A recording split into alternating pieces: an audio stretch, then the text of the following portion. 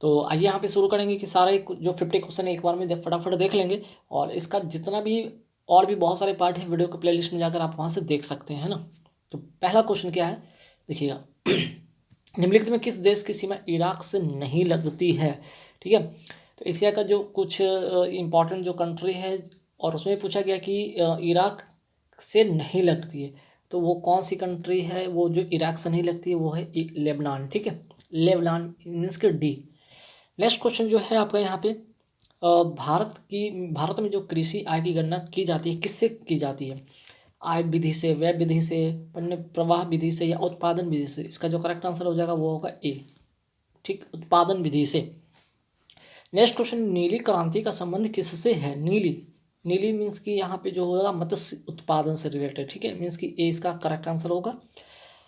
Next question पे आते हैं यहाँ पे कि राज्य अपहरण नीति सबसे पहले किस भारतीय रियासत पर लागू की गई थी? बहुत इंपॉर्टेंट है, काफ़ी बार क्वेश्चन पूछा गया है। इसका करेक्ट आंसर होगा बी। नेक्स्ट क्वेश्चन पे आता है कि उत्पादन सामाजिक दृष्टि से आदर्श स्तर पर होता है। ठीक है, उत्पादन जो होता है सामाजिक दृष्टि से आदर्श पर कब होता है? ये तब होता है जब अल्प अधिकार प्रतियोगिता के अंतर्गत होता है, यानी कि इसका करेक्ट आंसर हो जाएगा सी। नेक्स्ट क्वेश्चन पे आते हैं, किसने कहा कि ब्याज उपभोग स्थगन का पुरस्कार है?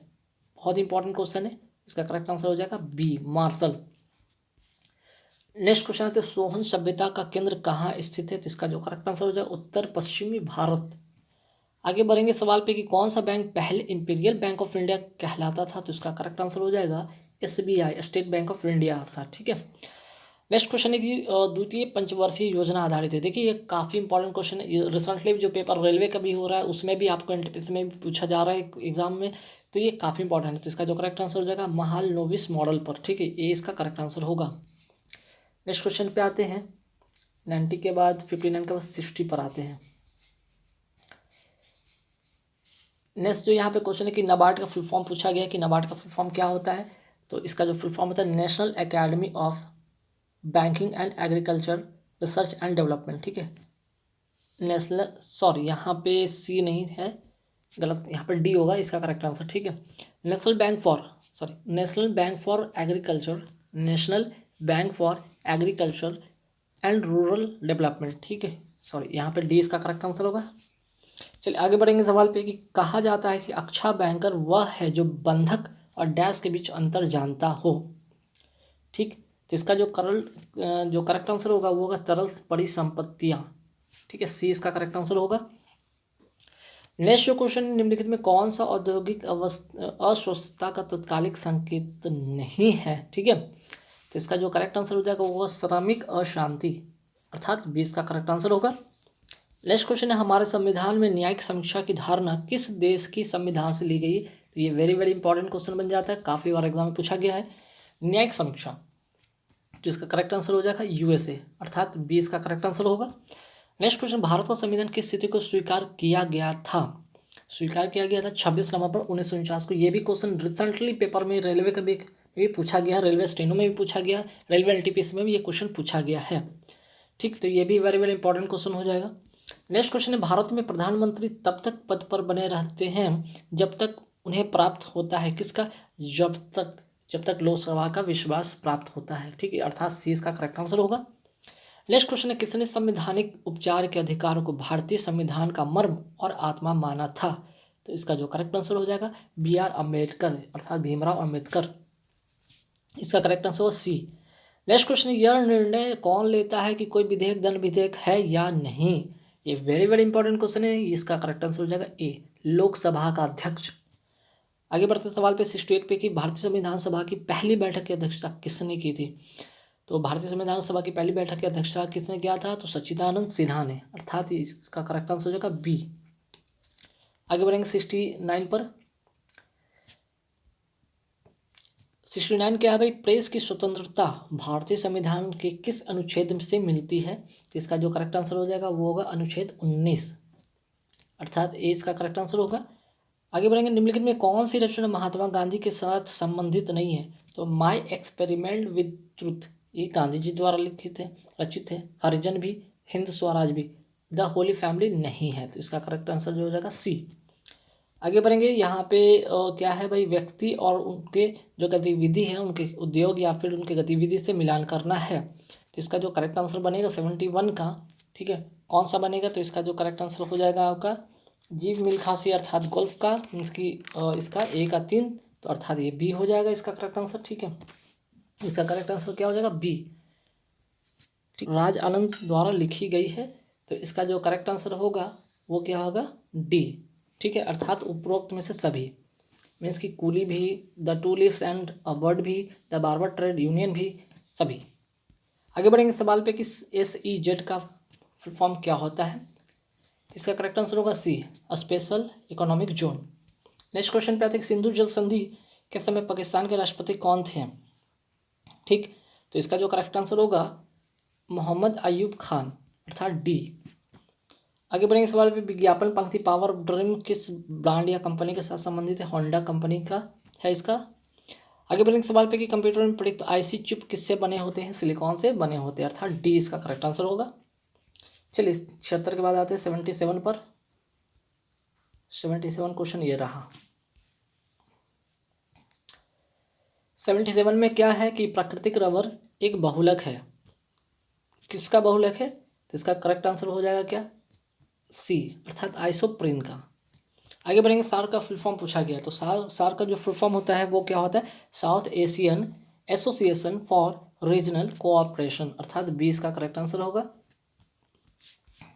यहाँ पे 79 में सूची मिलान करना है, तो सूची मिलान में जो उसका करेक्ट आंसर होगा वो क्या होगा आपका ए, अर्थात अंतर महाद्वीपीय बैलिस्टिक मिसाइल कर बात करते हैं तो ए का 3 हो जाएगा। ठीक है, उसके बाद बी का 1 हो जाएगा, बी का 1 मतलब कि ये वाला हो जाएगा अल्प दूरी पृथ्वी से पृथ्वी मिसाइल पृथ्वी, सी का 4 हो जाएगा, अर्थात ये हो जाएगा पृथ्वी से आकाश त्रिशूल, और टैंक बेदी मिसाइल का हो जाएगा नाग, है ना। चलिए आगे बढ़ेंगे सवाल पे, पेट्रोलियम निर्यातक राष्ट्र संगठन ओपेक का मुख्यालय कहाँ स्थित है, इसका करेक्ट आंसर जो होगा वियना। आगे बढ़ेंगे सवाल पे, जहाजों में समय मापने के लिए प्रयुक्त उपकरण को क्या कहा जाता है, वेरी वेरी इंपॉर्टेंट क्वेश्चन है, क्रोनोमीटर। ठीक है, इसका करेक्ट आंसर होगा क्रोनोमीटर। वैद्युत आवेश को भंडारित करने के लिए प्रयुक्त उपकरण को क्या कहते हैं, इसका करेक्ट आंसर होगा संधारित्र। आगे बढ़ेंगे सवाल पे, स्टेथोस्कोप किस सिद्धांत पर काम करता है, जिसका करेक्ट आंसर होगा ध्वनि का धारा में रूपांतरण, अर्थात बी। नेक्स्ट क्वेश्चन है, बहुत उच्च तापमान को मापने के लिए हम किस चीज का प्रयोग करते हैं, तो इसका जो करेक्ट होगा ताप वैद्युत तापमापी, अर्थात इसका ऑप्शन होगा सी। अगर आगे बढ़ेंगे तो देखेंगे यहाँ पे इसका करेक्ट आंसर जो होगा सी होगा। ठीक है, आगे बढ़ेंगे, इसका करेक्ट आंसर होगा सी। चलिए नेक्स्ट क्वेश्चन पे आते हैं, संविधान के अनुच्छेद 1 में भारत को क्या कहा गया है, तो अनुच्छेद 1 में भारत को राज्यों का संघ कहा गया, अर्थात इसका होगा correct answer D. Next, Chloromycetin क्या है ये, तो एक प्रकार के प्रतिरोधी है, अर्थात इसका करेक्ट आंसर हो जाएगा ए। क्वार्ट्ज एक रूप है, किसका रूप है, तो सिलिकॉन डाइऑक्साइड का। फॉर्मेलिन एक जलीय विलयन है, किसका है, फॉर्मेलिन का होगा आंसर इसका मिथेनॉल। अष्टभुज या जिसको कहते हैं ऑक्टोपस, घोंगा जिसको कहते हैं स्नेल, सीपिया और इन्यू को किस फाइलम में शामिल किया गया है, तो ये सभी मोलस्का फाइलम में आते हैं। नेक्स्ट है, ग्रीष्म काल में मृच्छका किस परिघटना के कारण दिखाई देता है, तो प्रकाश का पूर्ण आंतरिक परावर्तन के कारण, अर्थात इसका करेक्ट आंसर होगा बी। धातुओं के पृष्ठ पर उपयुक्त तरंगधार का प्रकाश पड़ने पर इलेक्ट्रॉनिक उत्क्षेपण के परिघटना को क्या कहते हैं, प्रकाश वैद्युत प्रभाव। वेरी वेरी इंपॉर्टेंट क्वेश्चन है, साइंस का बहुत ही इंपॉर्टेंट क्वेश्चन है। नेक्स्ट, भारत का राष्ट्रीय प्राणी का वैज्ञानिक नाम क्या है, राष्ट्रीय प्राणी अर्थात टाइगर, और टाइगर का जो वैज्ञानिक नाम है पैंथेरा टाइग्रिस। नेक्स्ट है कि डार्विन की पुस्तक द ऑरिजिन ऑफ स्पीसीज कब प्रकाशित हुई थी, तो इसका करेक्ट आंसर हो जाएगा 1859 ईस्वी में। नेक्स्ट है, विश्व पर्यावरण दिवस कब मनाया जाता है, तो उसका करेक्ट आंसर हो जाएगा 5 जून, अर्थात ए। आगे बढ़ेंगे सवाल पे, 27 जून को क्या है, तो यहाँ पे क्वेश्चन थोड़ा सुधार लेंगे, ये 27 जून नहीं है, यहाँ पे आप इसको लिखेंगे 14 नवंबर है। ठीक है, 14 नवंबर है। ठीक है, तो 14 नवंबर को क्या मनाया जाता है, विश्व मधुमेह दिवस। ठीक है, अगर हम विश्व एड्स दिवस की बात करते हैं तो 1 दिसंबर को मनाया जाता है। विश्व पर्यावरण दिवस की बात करें तो 5 जून को मनाया जाता है। और जनसंख्या दिवस 11 जुलाई को मनाया जाता है। ठीक है, चलिए नेक्स्ट है कि निम्नलिखित में कौन सा अपशिष्ट अर्जन है, तो इसका करेक्ट आंसर क्या हो जाएगा, ब्याज। नेक्स्ट क्वेश्चन, दी गई घटनाओं के निम्नलिखित कालानुक्रमों में कौन सा सही है। तो देखिए सबसे पहले अगर हम बात करते हैं सविनय अवज्ञा आंदोलन कब हुआ था, 1930। उसके बाद अगर हम बात करते हैं तो क्रिप्स मिशन ये आया था 1942। उसके बाद आया था कैबिनेट मिशन प्लान, है ना, 1946। तो इसके अकॉर्डिंग ये 20 का करेक्ट आंसर होगा। ठीक है, सविनय अवज्ञा आंदोलन 1930, Cripps mission 1942, the cabinet mission plan 1946 को। ठीक है, चलिए आगे बढ़ते हैं। चोल राजा राजेंद्र ने निम्नलिखित में कौन सी पदवी धारण नहीं की थी, तो इसका करेक्ट आंसर होगा त्याग समुद्र। नेक्स्ट क्वेश्चन है कनिष्क की राजधानी कौन सी थी, तो कनिष्क की राजधानी थी, काफी बार पूछा गया, पुरुषपुर इसका करेक्ट आंसर होगा। और समय है जो 100 वाले क्वेश्चन में है, मिलान करना है।